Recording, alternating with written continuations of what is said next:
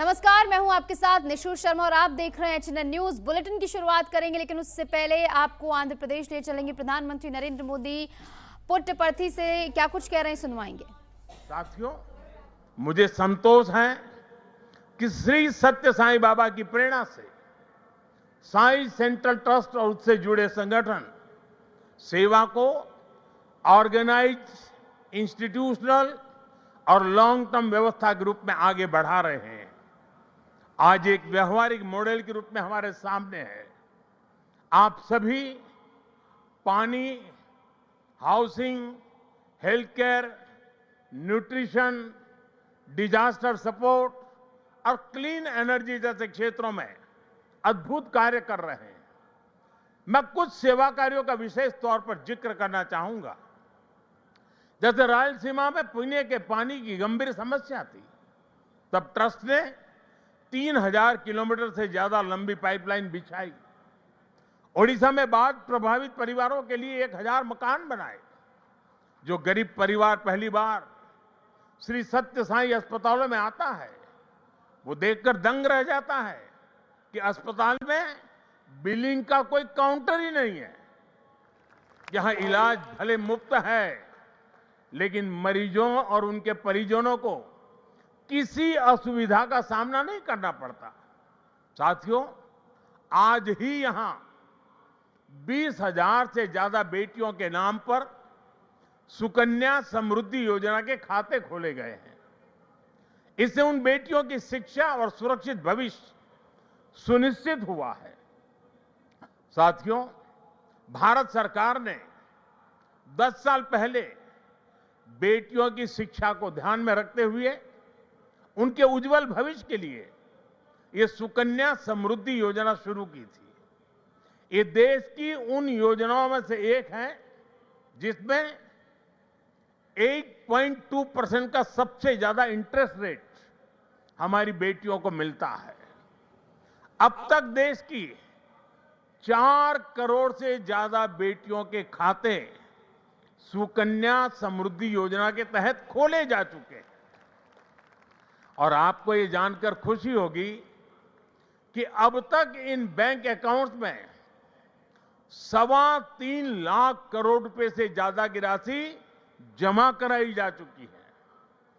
ये प्रयास बहुत अच्छा है कि श्री सत्य साईं परिवार ने यहां 20,000 सुकन्या समृद्धि खाते खुलवाने का नेक काम किया है। वैसे मैं काशी का सांसद हूं, तो एक उदाहरण वहां का भी दूंगा।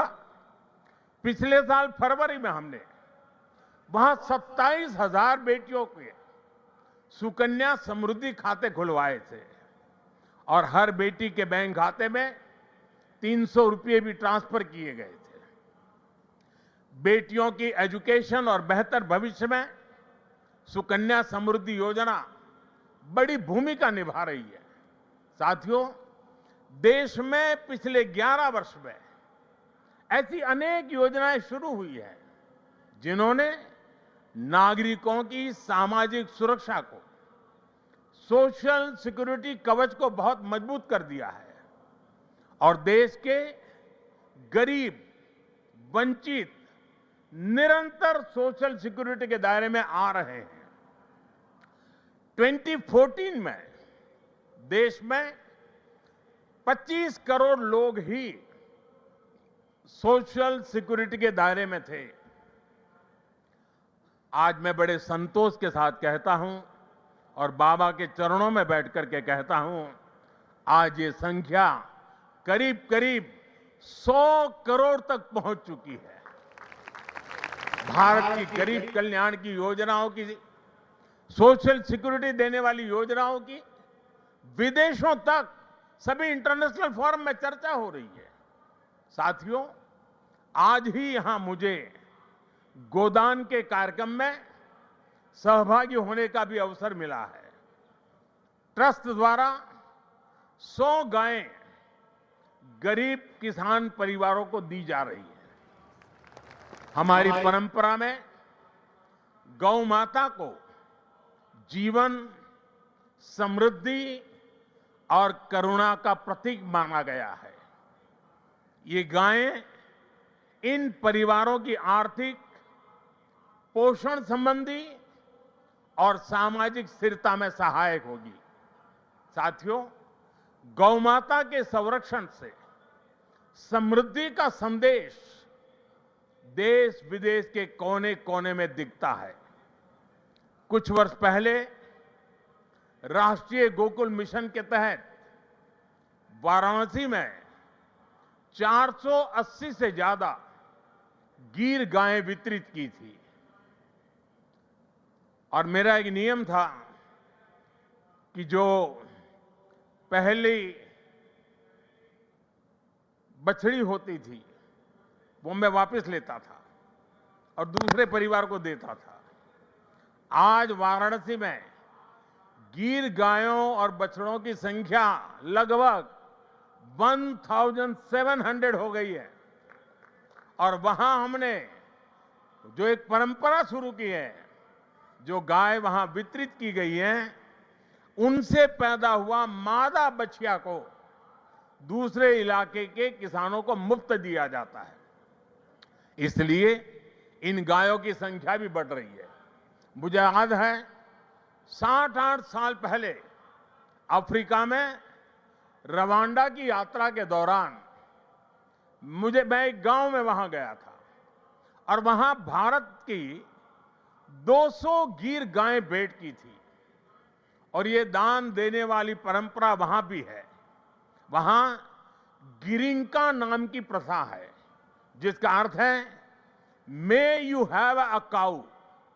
इसमें गाय से पैदा होने वाली पहली मादा बछिया को पड़ोसी परिवार को दान देता होता है।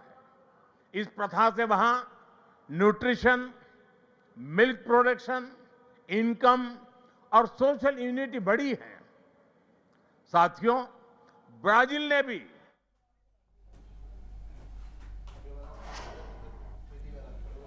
तो आप सुन रहे थे प्रधानमंत्री नरेंद्र मोदी को जहां आंध्र प्रदेश के दौरे पर हैं। चलिए खबरों में आगे बढ़ेंगे। बड़ी खबर आपको बता दें, विजय सिन्हा बीजेपी विधायक दल के उप नेता चुने गए हैं। सम्राट चौधरी बीजेपी विधायक दल के उप नेता चुने गए हैं। सम्राट चौधरी, विजय सिन्हा दोनों ही डिप्टी सीएम रहेंगे। ये बड़ी खबर हम आपको बता रहे हैं, जहां पर यही दो नाम जो कि रिपीट होने को लेकर यहां पर संशय बना हुआ था और एक बार फिर से दोनों ही बतौर डिप्टी सीएम कार्यभार संभालते हुए नजर आएंगे। विजय सिन्हा और इसी के साथ साथ सम्राट चौधरी उप नेता चुने गए हैं विधायक दल के।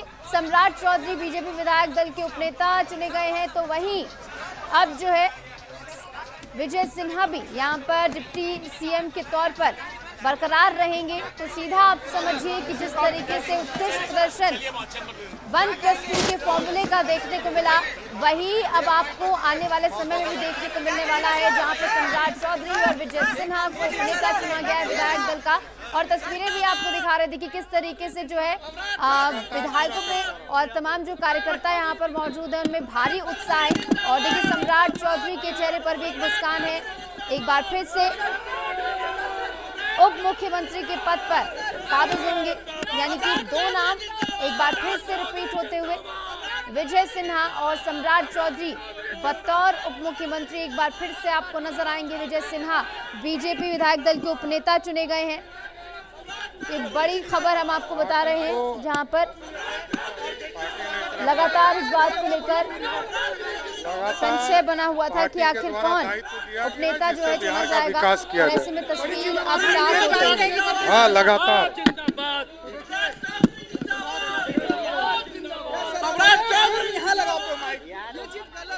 नहीं है यार, इतना इरिटेट मत चलिए रास्ता फिर से भरोसा जताया गया आप पे, फिर से भरोसा जताया गया आप पे। हो गया देंगे बाद में नेता चुना गया, क्या करेंगे? हटिए ना सर को प्रणाम। आगे चलिए आगे अब उधर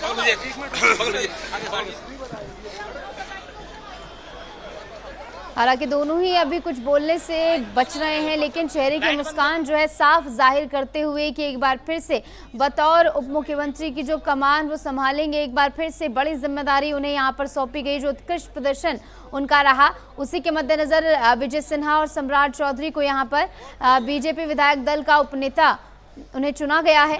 और ऐसे में देखिए कार्यकर्ताओं में भी भारी उत्साह यहाँ पर देखने को मिला है। जो प्रचंड जीत बिहार विधानसभा चुनाव में एनडीए ने हासिल की। अच्छा दिन है हमारे श्री सम्राट चौधरी जी और श्री विजय सिन्हा जी पर केंद्रीय नेतृत्व ने जो है फिर से नेता और उपनेता का उनको भार दिया है। दोनों आदमी को बहुत बधाई है और बिहार और आगे बढ़ेगा, चूंकि इनको बहुत ही अनुभव है बिहार को कैसे आगे बढ़ाया जाए। नहीं, निश्चित रूप से पहले से भी ये जिम्मेवारी थी और बिहार को आगे बढ़ाना है, विकसित बिहार के सपना को पूरा करना है। अभी उस पर चर्चा, यहाँ तो नेताओं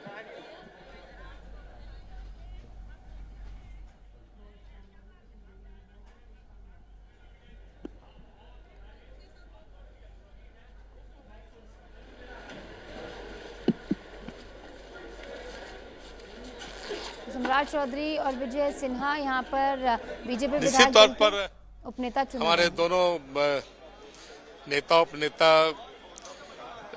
ने नीतीश कुमार जी के नेतृत्व में बिहार के विकास के लिए एक बेहतर काम किया है, बिहार के बदलाव के लिए बेहतर काम किया है। और फिर सभी विधायकों ने पुनः उन पर भरोसा जताया है कि प्रधानमंत्री जी ने जो विकसित भारत का संकल्प दिया है और मुख्यमंत्री नीतीश कुमार जी के नेतृत्व में फिर ये दोनों हमारे नेता और उपनेता मिलकर एक विकसित बिहार का निर्माण करें। अगर संगठन आपको नई जिम्मेदारी देती है इस मंत्रिमंडल में तो क्या स्वीकार करेंगे? अरे देखिए, ये तो नेतृत्व को तय करना है कि किस प्रकार की जिम्मेदारियां किस विधायक को, किस नेता को किस प्रकार से देते हैं। तो भारतीय जनता पार्टी में सभी दायित्व का बराबर मान है, इसलिए उसमें कोई दिक्कत नहीं। सर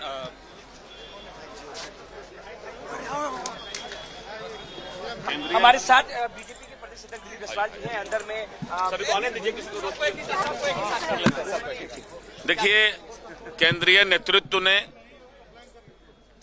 श्री सम्राट चौधरी को नेता का पद पर और श्री विजय सिन्हा जी को उपनेता के पद पर और अपनी सहमति दी है। आज प्रस्ताव आया विधायकों के द्वारा और समर्थन भी सभी विधायकों ने किया। सम्राट चौधरी जी को नेता चयन किया गया और श्री विजय सिन्हा जी को उपनेता चयन किया गया।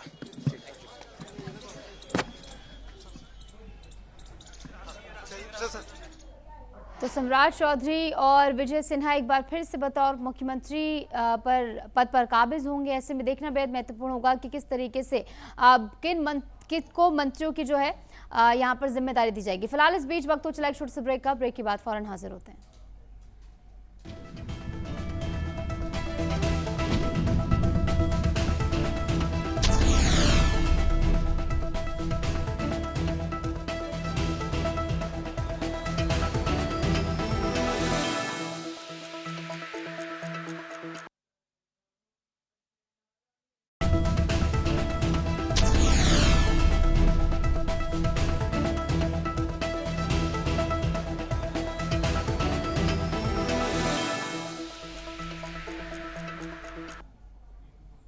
स्वागत है आपका। ब्रेक के बाद चलिए एक बार फिर से रुक करेंगे तमाम खबरों का। बड़ी खबर आपको बता दें, बिहार में मंत्रिमंडल का फॉर्मूला तैयार है। नीतीश के साथ 20 मंत्री शपथ ले सकते हैं, ये बताया जा रहा है।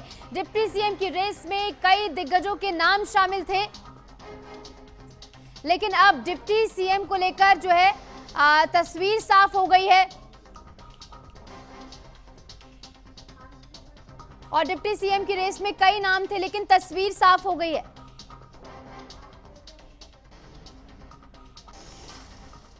बढ़ेंगे आगे। छत्तीसगढ़ से बड़ी खबर आपको बता दें, आंध्र प्रदेश बॉर्डर पर सबसे बड़ा एनकाउंटर हुआ है, जहां पर पुलिस और नक्सलियों के बीच फिर से मुठभेड़ जारी है। मुठभेड़ में 3 महिला समेत 7 नक्सलियों को ढेर किया गया है। हिडमा के बाद देवजी के भी ढेर होने की खबर है और देवजी पर 135 जवानों की हत्या का आरोप है। मेटूरू जोगा राव उर्फ टैग शंकर इसमें मारा गया है, सूत्रों के हवाले से खबर है। मौके से 2 AK-47 समेत 8 हथियार भी बरामद हुए हैं। इसी इलाके में हिड़मा को ढेर किया गया था। इलाके में सुरक्षा बलों का सर्च ऑपरेशन लगातार जारी है और ऐसे में सर्च ऑपरेशन यहां पर पूरे इलाके में चलाया जा रहा है। मौके से 2 AK-47 समेत 8 हथियार बरामद हुए हैं। तो लगातार नक्सलियों को खत्म करने के लिए, जड़ से उखाड़ फेंकने के लिए सुरक्षा बलों का एक्शन देखने को मिल रहा है। आंध्र प्रदेश बॉर्डर पर सबसे बड़ा एनकाउंटर हुआ है, जहां पर पुलिस और नक्सलियों के बीच फिर से मुठभेड़ जारी है और ऐसे में मुठभेड़ में 3 महिला समेत 7 नक्सली ढेर हुए हैं। बता दें कि हिड़मा के बाद देवजी के भी ढेर होने की खबर सामने आ रही। देवजी पर 135 जवानों की हत्या का गंभीर आरोप है। मेटूरू जोगाराव उर्फ टैग शंकर भी इसमें मारा गया है, ये सूत्रों के हवाले से खबर है। मौके से 2 AK-47 समेत 8 हथियार भी बरामद हुए हैं। और इस बीच हमारे साथ हेड कोऑर्डिनेटर शुभम वर्मा जुड़ गए हैं ज्यादा जानकारी के साथ। तो शुभम, क्या कुछ पूरी जानकारी इस मुठभेड़ को लेकर है, क्योंकि बताया ये जा रहा है कि कई बड़े नक्सली इसमें ढेर हुए हैं। हिड़मा के बाद देवजी के भी ढेर होने की खबर है और देवजी पर 135 जवानों की हत्या का गंभीर आरोप है। क्या कुछ पूरी जानकारी? जी निशु जी, आपको बताना चाहूंगा ये जो पूरा जो एंटी नक्सल ऑपरेशन जो करवाया जा रहा है वो ग्रे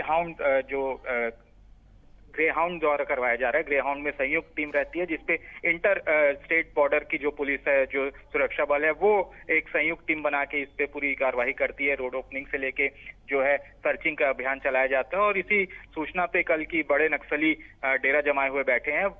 ग्रे हाउंड ने अटैक किया था और इसके बाद करीब कल जो है 6 नक्सलियों को न्यूट्रलाइज किया गया था, जिसपे हिड़मा के मारे जाने की खबर थी और उसकी पुष्टि भी कल बड़े अधिकारियों ने की है। इसके अलावा आज भी ये सर्च ऑपरेशन जारी रहा और कहीं ना कहीं आज भी करीब 6 से आधे दर्जन से ज्यादा नक्सलियों को न्यूट्रलाइज किया गया है, जिसपे देवजी नाम का एक बड़ा नक्सली है जो हिड़मा के लेवल का ही नक्सली है और उसके ऊपर करीब 135 जो है सुरक्षा बलों की हत्या का आरोप है। साथ ही साथ बहुत सारे ऐसे नक्सल ऑपरेशन में वो नेतृत्व किया है जिससे सरकार को काफी बड़ा नुकसान पहुंचा था।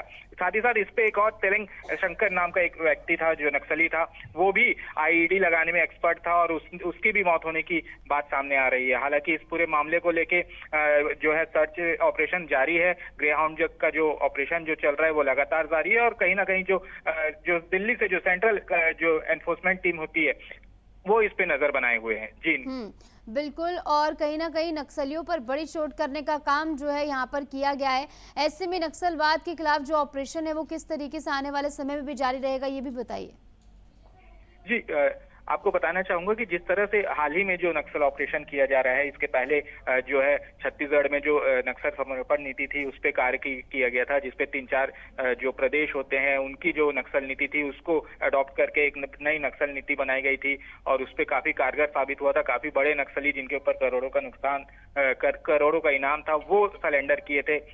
साथ ही साथ जो नक्सली मुख्य धारा से जुड़ना चाह रहे थे उनसे भी कहीं ना कहीं कम्युनिकेशन स्थापित करके उनको काउंसलिंग करके उनको सरेंडर कराया गया था। जो नक्सली जंगल में है और जो बिल्कुल आर पार की लड़ाई के लिए तैयार है उनके लिए एंटी नक्सल फोर्स ऑपरेशन चलाया जा रहा है। खासकर देखा गया है कि बॉर्डर होने के कारण ये नक्सलियों को फायदा मिलता था कि वो दूसरे स्टेट की तरफ भाग जाते थे, चाहे वो उड़ीसा हो, तेलंगाना हो या आंध्र प्रदेश हो। ये जो अभी हाल ही में जो नक्सली जो ऑपरेशन चलाया जा रहा था ये आंध्र प्रदेश और तेलंगाना के बॉर्डर में चलाया जा रहा था। हालांकि छत्तीसगढ़ के सुकमा से काफी नजदीक पड़ता है ये दोनों बॉर्डर और जो ग्रे हाउंड जो फोर्स इस पे लगी हुई थी जिसपे CRPF, ITBP ऐसे बहुत सारे DRG के जो जवान थे वो इस पे सर्चिंग कर रहे थे और ये उसी दौरान ये कार्रवाई हुई थी। हालांकि अभी भी कुछ नक्सलों की मरने की सूचना है और जो सर्च ऑपरेशन किया जा रहा है और जो एनफोर्समेंट टीम है, जो एनफोर्समेंट टीम है उसको भी रवाना किया गया है। ठीक है शुभम, तो कुल मिलाकर लगातार यहाँ पर नक्सलवाद के खिलाफ एक्शन लगातार जारी और ऐसे में आज का दिन जो है ये बड़ी उपलब्धि के तौर पर भी देखा जाए क्योंकि बड़ा एनकाउंटर इसे माना जा रहा है। फिलहाल बहुत बहुत शुक्रिया शुभम, जुड़े हमारे साथ, तमाम जानकारी आपने साझा की। बढ़ेंगे आगे, फर्रुखाबाद में रामगंगा नदी पुल पर बड़ा हादसा हो गया जहां तेज रफ्तार और ओवरलोड ट्रक अनियंत्रित होकर रेलिंग तोड़ते हुए नदी में गिर गया। ट्रक में चीनी मिल्स रूपाकर गन्ना जो है लदा हुआ था। और पुल पर बड़े गड्ढों के कारण यह हादसा हुआ है। ट्रक नदी में पूरी तरह डूब गया, लेकिन चालक ने मुश्किल से अपनी जान बचाई। सूचना मिलते ही पुलिस तुरंत घटनास्थल पर पहुंची और डूबे ट्रक को निकालने के लिए क्रेन मंगाई गई। बता दें कि यह मामला थाना राजेपुर क्षेत्र का बताया जा रहा है। क्या हादसा हुआ? कहाँ से भर के लाए थे? लड़िया से। उगड़िया से टूपापुर जा रहे हैं। हमारी समझ में रोड खराब है, उसी को बचाने के चक्कर में उसको बुला दो, अपना गाड़ी लेके जाए। बाकी कोई घटना नहीं? हाँ, चोट तो आई है।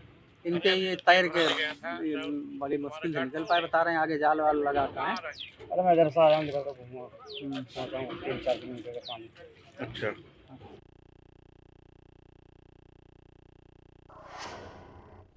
बढ़ेंगे आगे। खबर कानपुर से है, जहां नगर निगम में जन्म और मृत्यु प्रमाण पत्र बनवाने के लिए लोगों को चक्कर नहीं लगाने पड़ेंगे। नगर आयुक्त अर्पित उपाध्याय ने सभी जोनों में निर्देश जारी किए हैं कि प्रमाण पत्र के लिए आवश्यक प्रपत्र बोर्ड पर बिंदुवार लिखे जाएं और जोनल अधिकारियों के संपर्क नंबर भी यहां पर लिखे हों।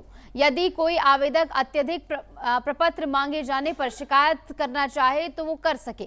सभी आवेदक अब ऑनलाइन फीड किए जाएंगे। हर जोन में एक ऑपरेटर तैनात किया जाएगा जो CRS पोर्टल पर एप्लीकेशन अपलोड करेगा और आवेदनकर्ता को SMS के जरिए अपडेट मिलेगा, जिससे ट्रैकिंग आसान होगी।